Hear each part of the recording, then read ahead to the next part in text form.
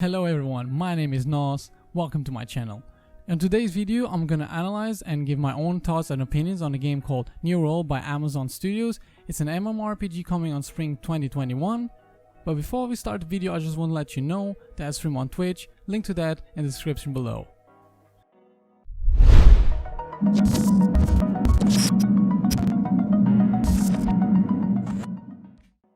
So let's jump into it and get started with the things I like about the game, things that I believe they're doing right, and then obviously we go to the dislikes and things that I believe they are not doing so well or that I would just like to change completely. So one of the features that stand out the most is probably the graphics of the game. They are amazing. Seriously, the environment is super beautiful. I love it. It's probably one of the best aspects of the game. They did a really good job when it comes to the lighting, both during the day and the night, and they paid a lot of attention to the details, which I like a lot. The movements of the trees and other aspects such as bunnies and turkeys running around really brings the world alive and makes you feel part of it. So the next feature I want to talk about is the gathering and crafting system. For a game with survival elements, this is a very important feature of the game. And unlike in most of MMORPGs, it actually feels relevant and part of the core of the game. Crafted gear is usually better than the one dropped by the mobs, and that's important to me, so I hope they keep it this way. They are fairly easy to understand and get the hang of it, so no really complaints there. Next up, let's talk about the classes system, because that's for sure something you don't see every day in an MMORPG game. The classes system gives the player many possibilities and combos to build, but shared cooldowns are a thing in this game, so keep that in mind. I'll touch that a bit later on the dislikes. It allows you to switch to other builds without losing all the progress of creating a new character and go through all those boring starting quests over and over again. Additionally to that, it gives you something else to grind in the end game. So yeah, pretty cool. Weapon masteries. I have a mixed feeling about this one. So the weapon mastery system is very simple. If you played other MMORPGs, this is probably something you are very familiar with already. And just like in most of the other games, you can't unlock all the abilities. I like the direction they took with the mastery system, not making it very overcomplicated and similar to many other games that did it very well. However, it lacks depth in my opinion. Maybe 3 skill trees for each weapon instead of only 2? I don't know.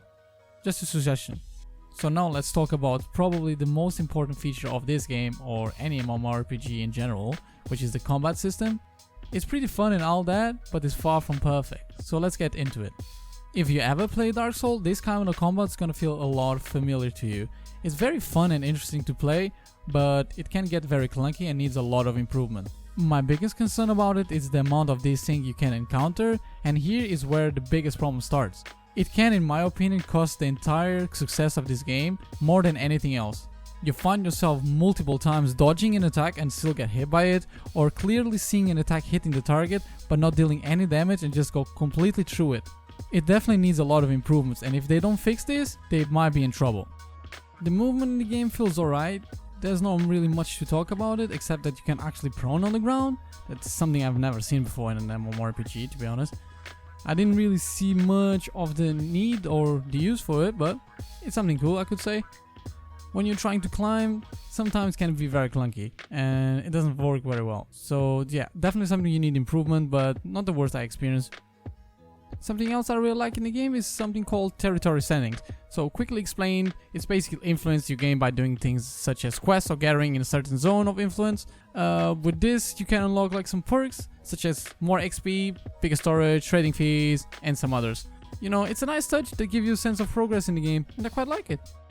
And lastly, on things that I really like about the game, I want to talk about campfires. That has more use than just crafting on the go. Basically, it can work as a spawn point, so in case you die, you can choose that campfire to spawn instead of walking back all the way from the settlement. So now let's talk about what I dislike the most about the game, and in my opinion what should change or be improved. The first thing I want to talk about is the quest system, and oh boy, where should I start? The quest system needs a complete rework. It's one of the worst I've ever experienced in a game. It's super boring and repetitive. Every single quest consists in killing mobs or searching for chests in different areas, and sometimes you could even get similar quests in the same area that you just got.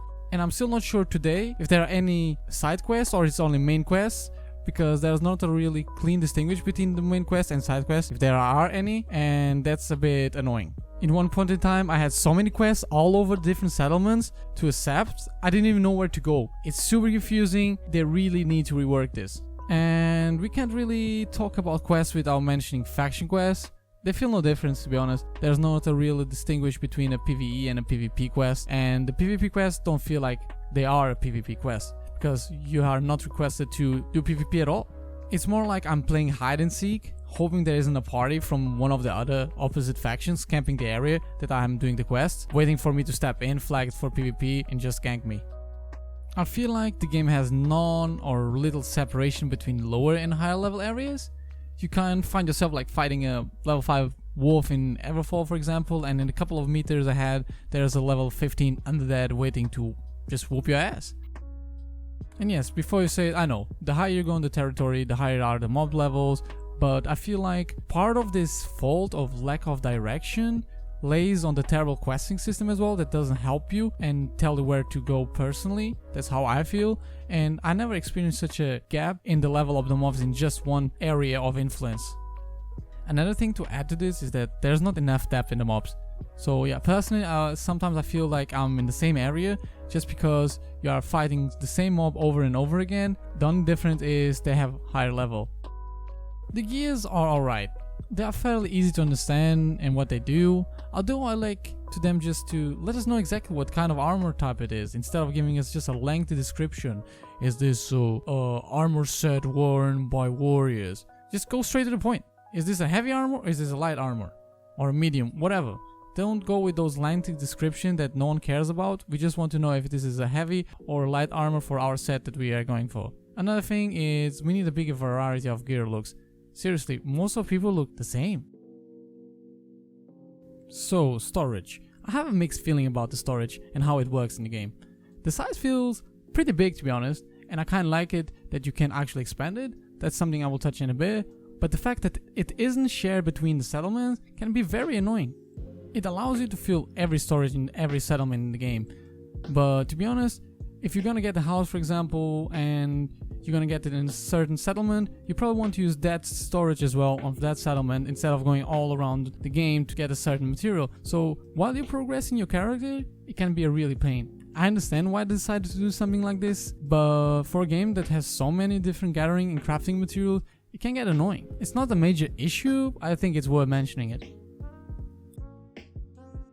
Like I said earlier, the weapons have a shared cooldown, and to be honest, I really hate it. It's really bad. I'd rather have no possibility to even change to another weapon because of those cooldowns. A game that does this very well is actually Guild Wars 2, where there is a cooldown to switch between weapons, but there isn't a shared cooldown on the skills. I find myself using the bow even in close range combat sometimes, just because I can't be bothered to wait for the cooldowns to run out. I really hope they come back on this decision and bring back how it used to be on Alpha, where there was no shared cooldowns.